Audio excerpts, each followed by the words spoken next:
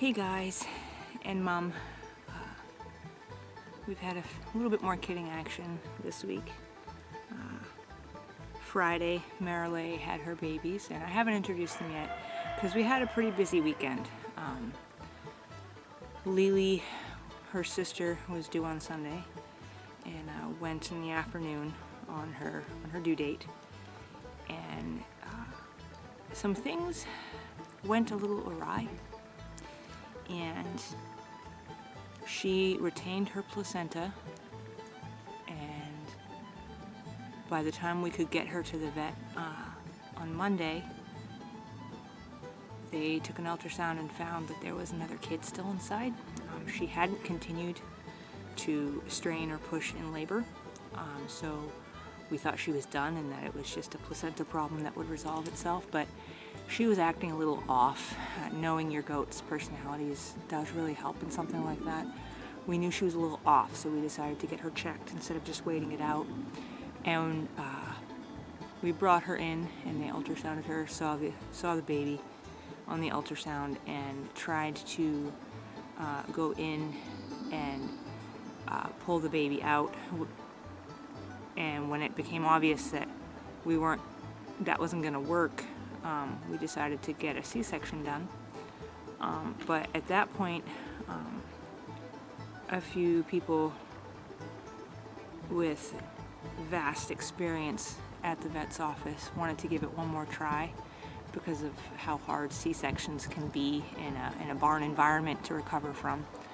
Wanted to try one more time to get the baby out normally, vaginally. So they gave her their very best shot. They worked really hard, and they got to the point where they realized they could not get the head through her hip, her pelvic bones. There was no way the head was going to come out. And by the time they got her prepped for a C-section, and they opened her up, they realized that she had blown her uterine artery, and she was internally bleeding out. So we were faced with pretty much the immediate decision to put her down. We never did get the baby out to find out if it was a boy or girl, but we know that it was huge. There was no way she would have gotten it out on her own. There's no way we could have helped her at home. Andrew couldn't reach the baby to get it, and he was the only one with experience of untangling babies. There was no way he could get his hand where it needed to go because the space was just too small. And so we lost our first go. But her babies made it, the ones that she had already gotten out. And so then we had to kind of work on throwing ourselves into save the baby mode. And her big buckling, that came out second. Who we thought had just roughed her up, and maybe that was why she was behaving funny. Didn't want to take a bottle, didn't want to take a bottle, didn't want to take a bottle all night, and sitting here wondering if it's just going to get worse, losing her and then losing one of her kids, if it's just going to be that much emotionally worse to deal with. But Monday morning, Monday was the day we lost her. Tuesday morning, after going all night, being stubborn and screaming and not wanting to suck. I wasn't sure if he had gotten a lack of oxygen to where he couldn't learn how to suck or swallow. But finally, Tuesday, he took an ounce on his own from a bottle, with just a little bit of fighting with him. And then later in the day, he took 2 ounces, and then at 3 o'clock, he took 3 ounces, which was the most I could give him in one bottle feeding. And he turned his corner, and now he's gaining weight and doing well, and it doesn't take away the loss of his mom,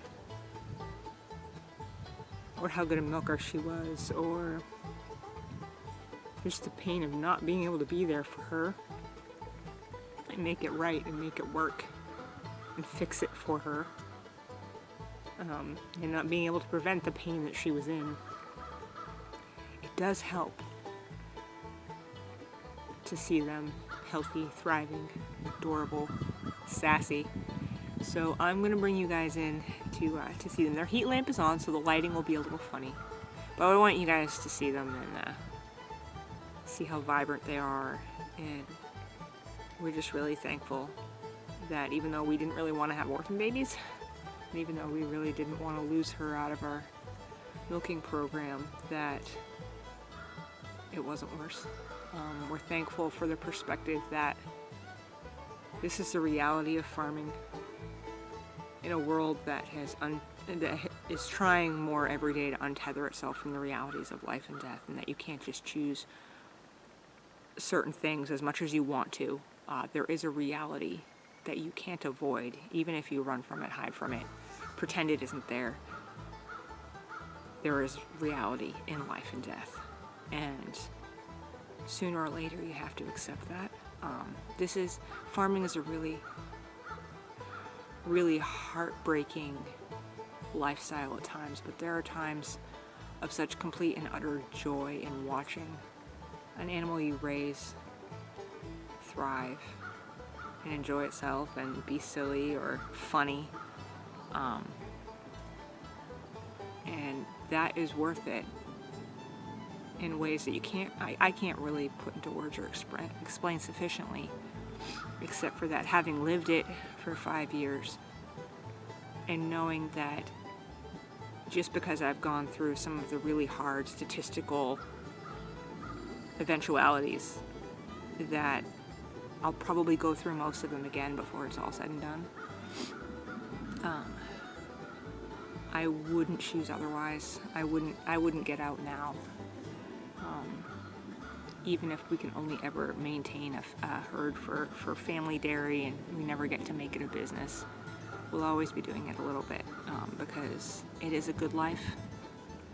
To have to face the realities of life and death on a daily basis, it's not the horror that it could be if you insulate yourself from it to the point where you can't learn how to grieve or deal with it. I think sometimes we insulate ourselves so much that we make it harder to deal with, but that doesn't mean the reality goes away. So we make it harder on ourselves by trying to hide from it. And so I'm thankful that my kids are learning with us through these situations. And I'm thankful for the opportunity to raise these animals and do the best I can for them, even when I fail and even when it means we have to say goodbye to them anyway. I'm thankful for it, and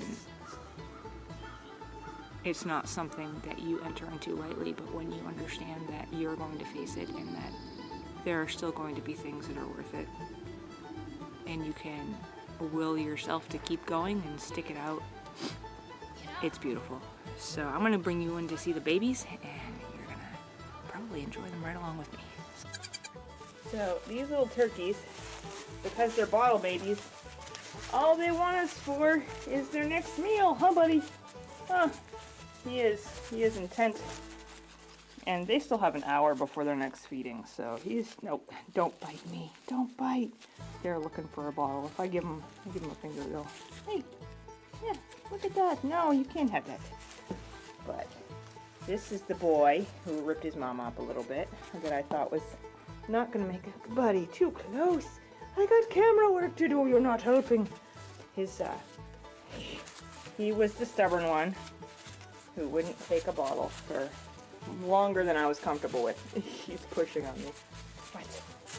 We named him Brutus, because he's such a big boy, even though whoever we did not get out of his mother was bigger.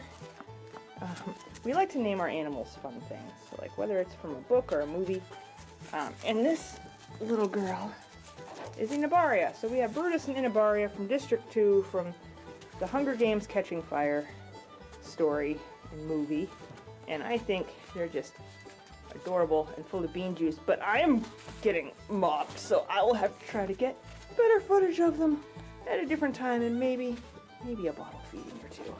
But I wanted to share with you guys what we had going on. I'll introduce Marileigh's kids in a different video. I wanted to let you know where we were and how we were doing. And it's sad, but it's good to see these two thriving and making it being full of bean juice, huh, little man? Huh, little man. Little stubborn little thing. So, I appreciate you guys watching our stories and rooting for us and leaving comments and all that fun jazz. It's always fun to read those. But I hope they're a blessing to you and that you enjoy them. Where are you going, darling? No! That you enjoy them as much as we do. So, now that I've probably made you all sick with horrible camera work on squirming babies, I'm going to let you go. You guys have a good day.